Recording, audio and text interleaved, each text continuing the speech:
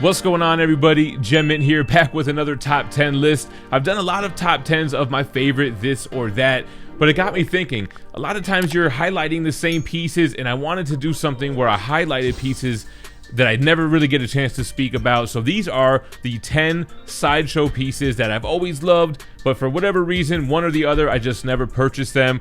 And I did kind of put them in order, and I did cheat a little bit as usual with these lists. So let's just jump into number 10 on the list, and it's the Abomination. I think it was a premium format. I always like this because it's like that classic old school sideshow when they were like really putting out great pieces. I've owned the Thing premium format. It always kind of reminded me of that same kind of position, but more that green skin. Massive piece, especially at the time, because this was years ago before we got these elaborate statues that we have now. So it was always one of those like oversized sideshow pieces, always went under the radar. I've never owned it, I've never seen it in person, but based on pictures, it's just one that I've always wanted. Space is the biggest issue, and the display. If I have some kind of Hulk display or something, maybe I'll consider picking it up down the line, but have always admired it. All right, moving on to number 9. I was gonna foreshadow this a little bit, but it's the OG Incredible Hulk premium format. Never purchased this one. I've always liked it, and it's always been more of a what's the best Hulk to get. Their later efforts, I've owned them all, the green, the gray, and the red, and they were okay, but I don't know, it just didn't blow you away. Iron Studios has a huge quarter scale one. It's got its issues. XM's got a great Hulk transformation piece. I don't know, something about it. I mean, it's a great origin piece, diorama as well, but I want that just Hulk piece that's really going to do it for me. I think I have a 1/3 scale that might do the trick. But anyway, we're talking sideshow pieces. They have the green one and they have the gray one. The gray one is much more sought after. I think that's what they called the exclusive at the time. It's always been one of those, has appreciated a lot. People call it a grail. I've never owned it because the asking price was always much more than I was willing to pay. And it looks like, you know, old school simplistic. It looks like it doesn't have a lot going on, just a base and the figure. So I've always kind of had it on my radar, but never really wanting to pull the trigger. Maybe one day, but so far I haven't. Which is going to bring us to number 8 on the list, and it's another Hulk piece, but it's the Hulk vs. Spider-Man Comiquette, old school. The reason why is because the Wolverine vs. Hulk maquette is what got me in the game. So obviously I was looking for other dioramas to pair with, and this was one of those ones that was also like a grail at the time. Maybe some still consider it.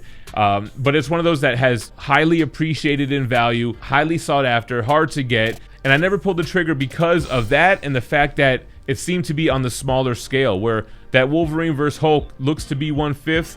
This one I've always heard was more 1/6, which would match more so the Hulk vs. Hulkbuster diorama. But I was never really into the smaller scale dios, so that's why I didn't pull the trigger. I feel like Spider-Man would have been way too small. Old school traditional sculpt. It's a little rough. I don't love it like that, but it's always one that, as a Spider-Man fan, as a Hulk diorama sideshow fan, I've always kind of had my eye on, but I don't think I'll ever pick this one up. On to number 7, we have the old school Thor premium format. Now you guys might be seeing a pattern. These are a lot of pieces that were already released when I got into the game. This one I always dug, and what was really cool about it is the regular version had his beardless portrait, and the exclusive had the beard, but it wasn't a switch out. It was no seam, just a different body for the exclusive. So I thought that was always cool. I never pulled the trigger on this because there was a lot of cracking issues with the cape, and man, sideshow, I don't know if they've done a sculpted cape since, but I've always wanted to pick it up. It looks like it has a lot of presence, must be super tall with his arm outstretched up high and him being a big character to begin with. But also, looking up, I kind of felt like there might be display issues there, so another reason why I never pulled the trigger. And there are a ton of other good Thors out there, so with some of these, it's like, man, that's the only one, and it makes it more sought after, but I'm cool with my 1/3 scale Thor for right now. Number 6 on the list is kind of funny, man. The Superman premium format, which is so affordable, so available. I could buy it right now easily. I just feel like Superman and Batman, it's just so tough to nail the definitive quarter scale version. I don't think we've gotten one with really either of them, to be honest. I think this Superman is the closest 1/4 scale. The only thing is I don't like the fabric costume. Sculpted cape, which is great, which rhymes as well, but that fabric costume, I didn't like it when I had the Batman PF OG. I know I can get it kind of custom hearted, unmixed media'd, re-sculpt, I don't know. Anyway, it could be done to make it all solid. I would consider that actually, because man, we need that Superman. I've had the later PF and it's okay, but the pose is a little, I don't know, not as powerful and commanding as this one is, like a strong Superman. I'm probably gonna pick this up one day, and maybe, like I said, we'll do the custom hardening of the fabric. I don't know what to call that. All right, halfway through the list, coming in at number 5, I went with the Doctor Doom Legendary Scale figure.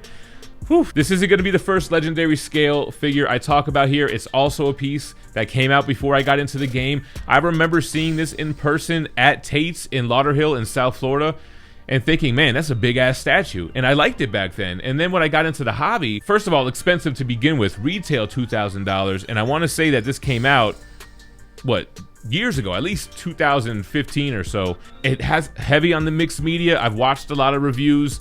I watched Vic's reviews, OG in the statue game, rest in peace, and the fabric just looked overwhelming with it. So that's like the reason why I never really pursued it.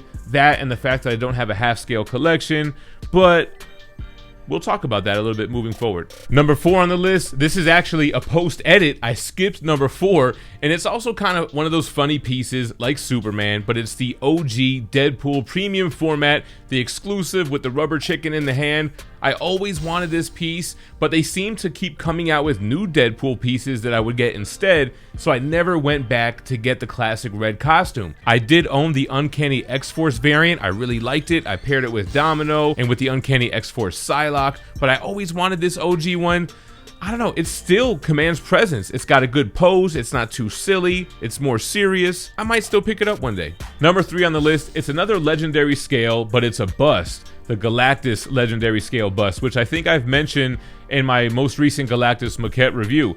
Yeah, always have loved it. The thing is, I love life-size busts, and the half-scale bust, even though it's Galactus, I just felt like, what would this go with? It does look like it pairs well with the Galactus maquette, with the Silver Surfer Comiket, perhaps the new maquette. I never pulled the trigger on it, but I think this is one that will definitely end up in my collection one day, which brings us to number 2 on the list, Legendary Scale again. This time it's the Wolverine Legendary Scale, the half-scale Wolverine.